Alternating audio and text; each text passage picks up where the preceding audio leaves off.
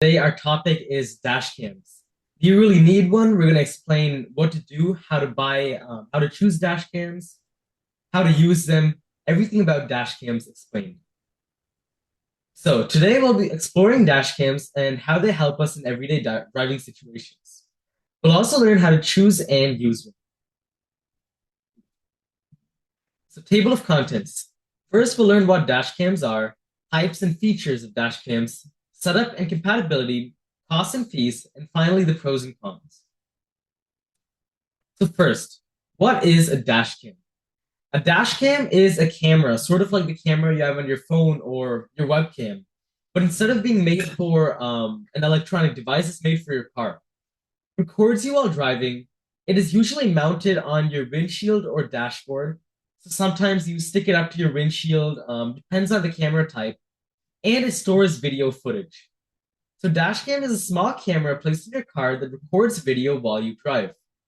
It helps capture what happens on the road. There's a lot of different benefits that I'm sure we'll get to in this presentation. So brief history of dashcams. Earlier use was by law enforcement. Of course, they do want to record what's on the road, especially when they're driving by, when they're doing a chase. It became very popular in the 2000s. It is widely used for safety and insurance, and it's now pretty common for everyday drivers. I wouldn't say everyone has one, but a good majority of people do.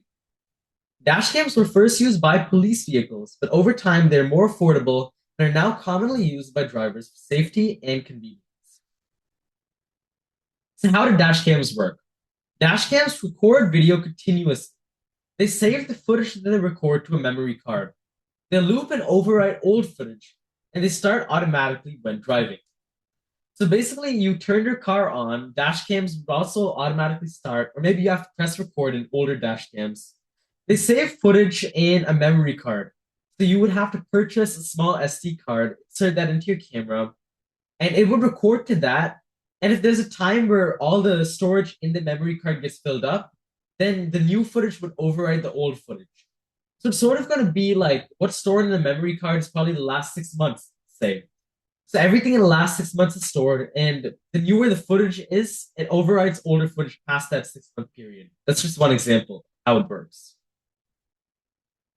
So here are some types of dash cams.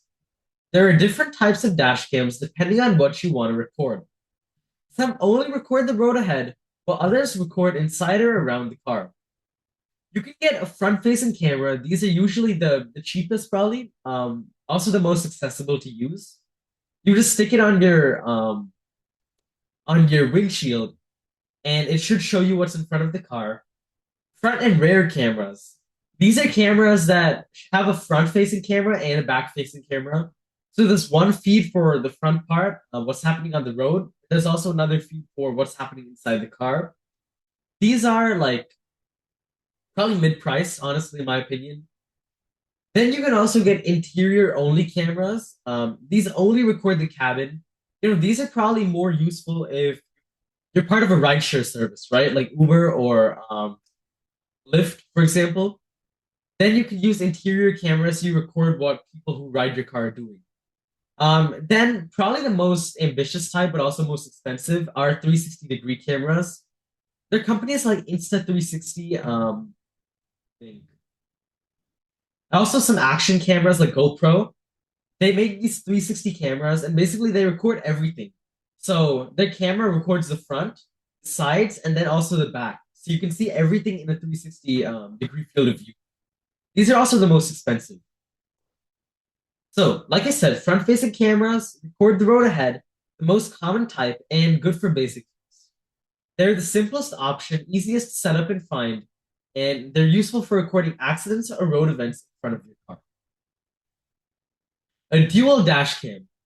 These are probably the best, honestly, the best like practical type for many people, just because they record the front, they record the back. There's two different lenses, one on the front, one on the back.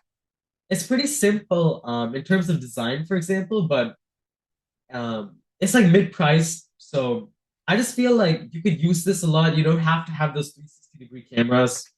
These are useful for accidents. They're also useful for anything in the car that you want to see.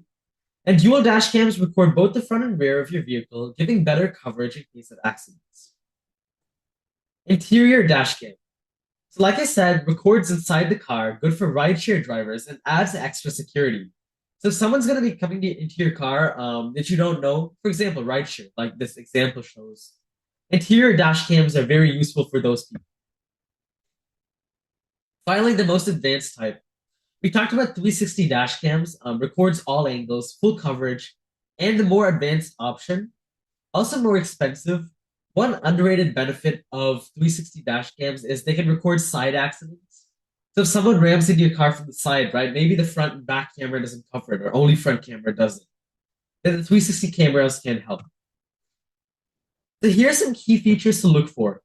First, this doesn't have to be like a professional video camera, but you do want it to be high quality enough. Try to look for 1080p. I know the presentation says HD. HD can mean a lot of things. People call 480p HD as well. I would say 1080p is recommended, 720p at the least, but try to look for specific resolutions. Night vision. Night vision is pretty important, especially if you're driving in the dark. Night vision is not like it's not as cool as it sounds. It's not like some goggles that you see to like see perfectly in the night. It'll just add a bit more light to your footage. Maybe it also uses infrared sensors, for example. Loop recording. Check for this. Check that it overwrites old footage so you consistently get the new footage uploaded onto your SD card. Check for motion detection and GPS tracking as well. You know, if it knows more data, if it has your location, if it has motion, that is better to look for. These features improve the quality and usefulness of your dashcam. So, car compatibility and what you need. Dashcams work with most cars. However, they do need a power source. So you need a 12-watt outlet or hardwire. Usually most cars have like one right underneath the screen that you have. Or I would say near the joystick, they do have like some sort of charge. So maybe you can plug it into that. It does require a memory card. This usually is a separate buy. So look for a high storage memory card. I would recommend like 256 gigs, I would say, is a really good number for this. And also windshield mounting space. Hopefully your windshield isn't filled. Hopefully your windshield isn't too small. You can mount your camera properly. And also remember, you still need to see the road. So mount it in a place where the camera can capture everything, but it doesn't block your field of view. Most dash cams work with any car as long as you have a power source and space to mount the camera. You will also need a memory card to store footage. So, how do you set up a dash cam? First, attach the camera to the windshield. Then plug into power outlet, insert memory card, and turn on and adjust angle. Finally, start recording. Usually, most modern dash cams also have a phone app that you have to set up. And also, in terms of the order, it's not the exact order you need to follow. I would probably say insert the memory card first, and then plug into power outlet, then attach it. But anyway, setting up an average dash cam is simple and usually only takes a few minutes. Make sure the camera is positioned right. Usually they have these like suction cups, which might be pretty hard to take off. So just know that when you're putting it on, it can view everything that you want it to view.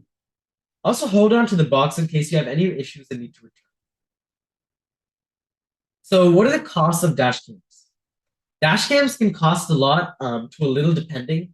Obviously, dash cams are sort of like cameras, right? You can get a point and shoot camera for really cheap.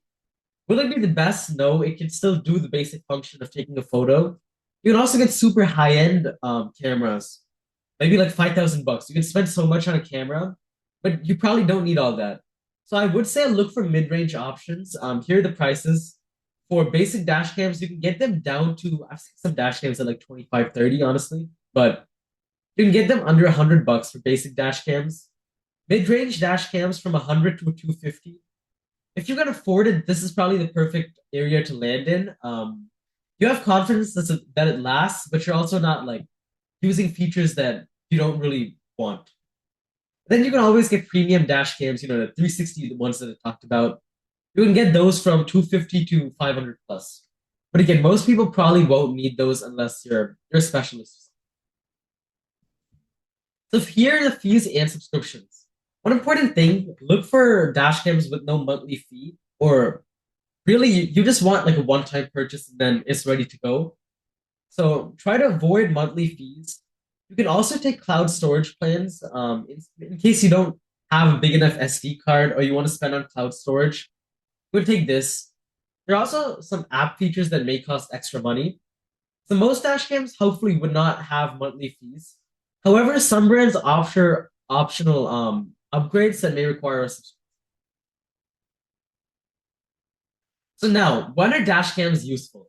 It's probably the most important slide. Why do you even need one, right? Car accidents.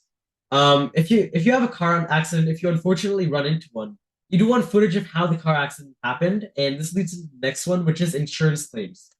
If you get into a car accident, you need proof that, well, the accident first of all happened. You need proof that someone else did it, whose mistake it was, all of that, right? So if you have a dash cam, it can record the footage, so you have a solid proof that you can show. Also, if you go to court, right, over a car accident, you can also show this evidence in court if you have it. Normally, streets would have cameras, on like poles and stuff, but dash cam footage is probably the best thing you can get for accidents.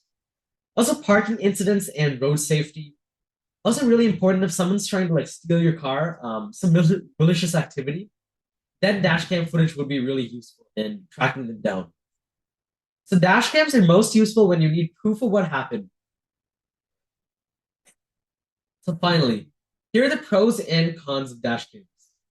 Pros, they provide video evidence, increase safety, of course, easy to use, and you have a peace of mind knowing that if anything goes wrong, you have footage of it. Dash cams can protect you by providing evidence and helping resolve disputes. The cons, there is an upfront cost to it. Prices can be steep, especially in today's market. It requires a setup, may need some maintenance over time, and also privacy concerns.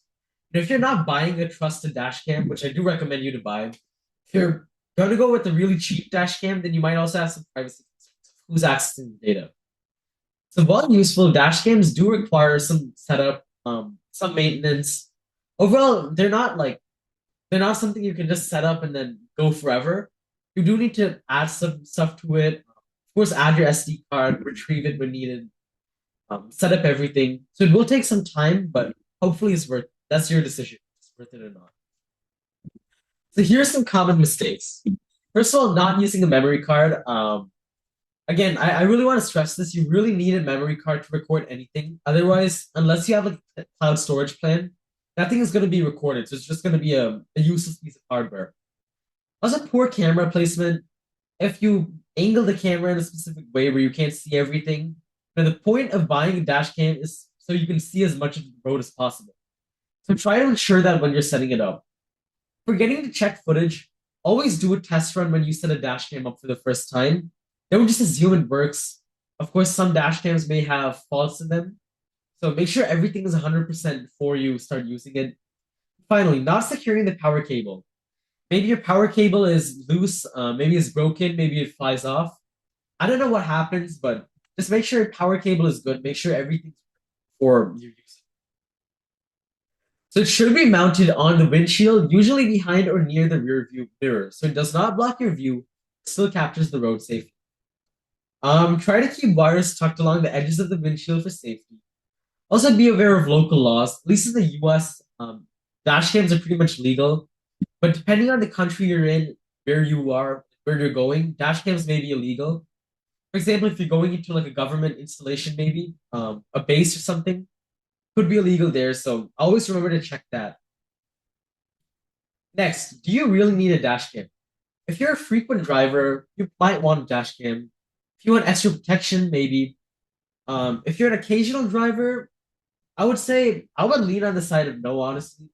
If you don't drive that much, if someone else drives for you, then you probably don't need a dash cam. And if you rarely drive, then pretty much no. So just remember that. It's up to you if you want to buy a dash cam. We actually don't have a dash cam, but I know a lot of people who do. So it's your call on pretty much everything. There are some clear benefits. There is also cost and setup involved, so you have to balance that. Here are the key takeaways. Dash cams record your driving. They're usually easy to set up and use, helpful for safety and evidence. You can also choose based on your needs. And this is one thing I'll show in the breakout rooms after we're done with this presentation. I will show some dashcam options on all the price points so we can really see what you want to buy. Go to the website or call the number on screen. We also host weekly tech drop-ins from 2 to 3 p.m. on Thursdays. So thanks.